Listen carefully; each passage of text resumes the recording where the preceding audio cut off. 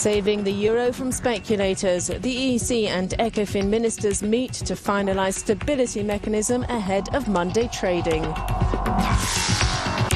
Suffering a setback, ice crystals force 2-day delay in Gulf of Mexico oil spill containment bid.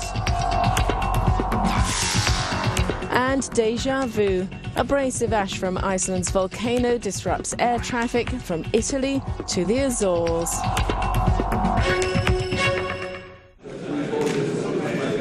The European Commission and EU finance ministers are meeting today to finalise the details of a financial support mechanism aimed at shoring up the euro in the face of economic crises in several Eurozone countries. The broad outline was agreed at a Eurozone member summit on Friday, which also formally approved a €110 billion EU-IMF bailout for debt-ridden Greece. Das ist eine ernste Situation. German Chancellor Angela Merkel described the situation as very serious. If you look at the spread from Thursday or Friday, you see we're facing a development that is not good in several countries, not just one country, and we decided to combat this serious situation with according measures, she said.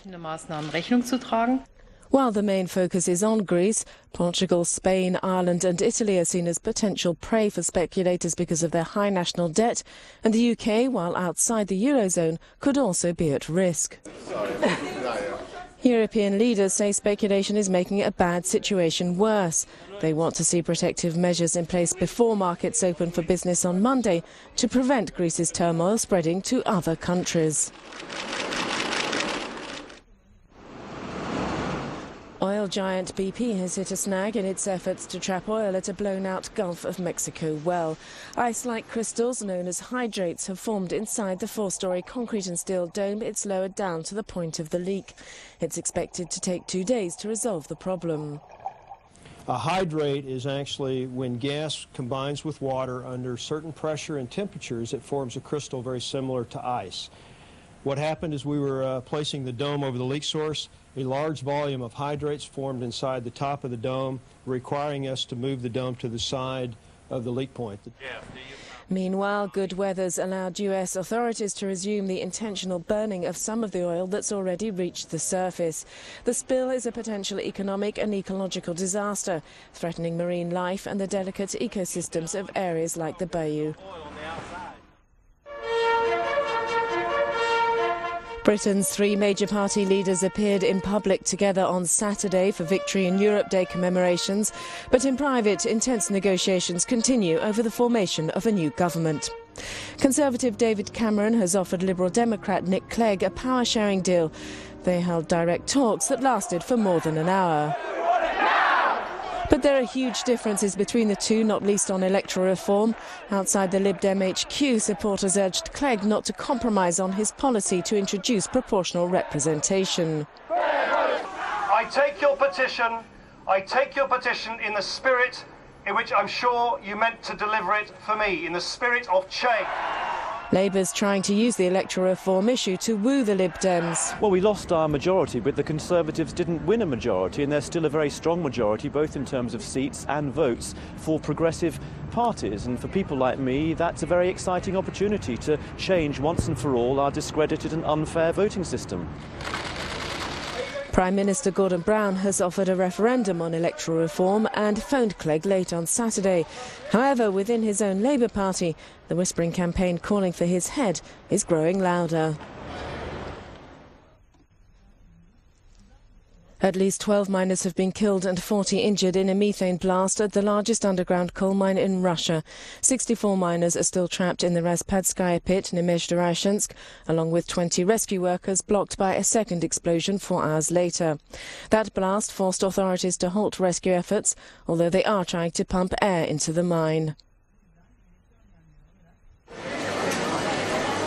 Airports in northern Spain were due to begin operating again this morning after abrasive ash blowing south from Iceland's volcano forced them to close down yesterday. Several hundred flights were cancelled, leaving 40,000 passengers stranded. Air traffic in Portugal was also disrupted, and the latest fallout from the ash cloud grounded flights to and from the Azores. And the problem's not over yet. Most airports in northern Italy have now been closed and will remain so until 2 p.m. local time. It's thought the cloud could affect air traffic in southern France by Monday. That would be bad news for the Cannes Film Festival, which begins on Wednesday. But it's not only air passengers who are feeling the effects of the volcano, which has been erupting since April the 14th. A blanket of ash has coated the Icelandic town of Vik, forcing many inhabitants to evacuate. Walter Mixer of Augsburg has become the first bishop from the Pope's native Germany to resign in the wave of sexual abuse scandals to hit the Roman Catholic Church. Mixer had already offered to quit over claims he hit children. That offer was refused by the church, but his position became untenable on Friday when German prosecutors said they were also investigating allegations of sexual abuse. Pope Benedict has made a decision and accepted the resignation of Bishop Walter Mixer, said the head of the Catholic Church in Germany. Hence, clarity has been provided and a chance has been created to start afresh in Augsburg and for all of us to look ahead together. I thank Pope Benedict for the quick decision and the help this has given all of us.